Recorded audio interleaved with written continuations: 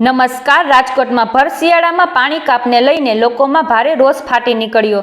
મનહરપુર વિસ્તારના સ્થાનિકોએ પાણીની અછત સામે વિરોધ નોંધાવ્યો.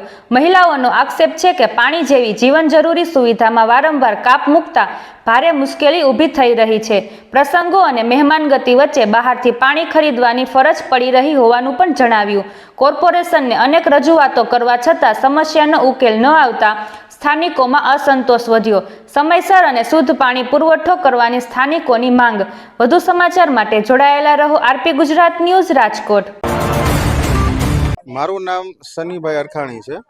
મનર પ્લોટ 11-15 રહું છું, વોર્ડ નંબર 7.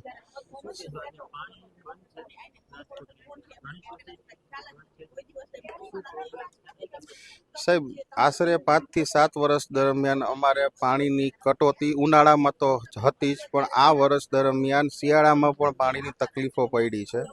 હજી 1 કલાક પહેલાં જ અમારે ત્યાંથી પાણીના ટેન્કર અમારા ફ્લેટમાં અમે રાખીએ છીએ. દરરોજના 2 થી 3 ટેન્કરનું આશરે અમારે વપરાશ છે. છતાંય આરએમસીના પાણીની અમને આશા હોય, કારણ કે અમે એમના વેરા ભરીએ છીએ અને સમયસર ભરીએ છીએ. એવું નથી કે સમયસર નથી ભરતા. એટલે પાણીની સમસ્યા એવી છે કે પાણી નથી આવતા ઘણી બધી સમસ્યા થઈ છે, કે સવારના ઉઠી અને રાતના સૂતા સુધીની સમસ્યા બહુ ખરાબ રહે છે.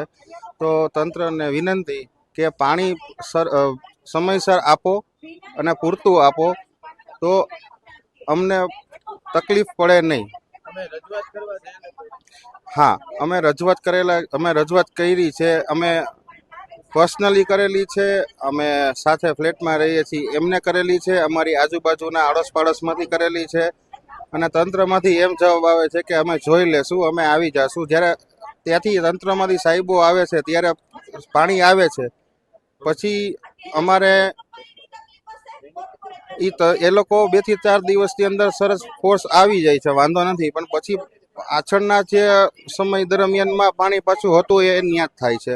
અને અહીંયા મિક્સ પાણી પણ આવે છે.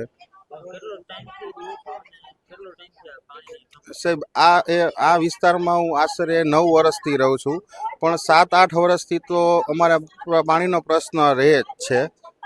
એટલે અમે લોકો 15 પાણીની લાઈન નખાવેલી છે. 15.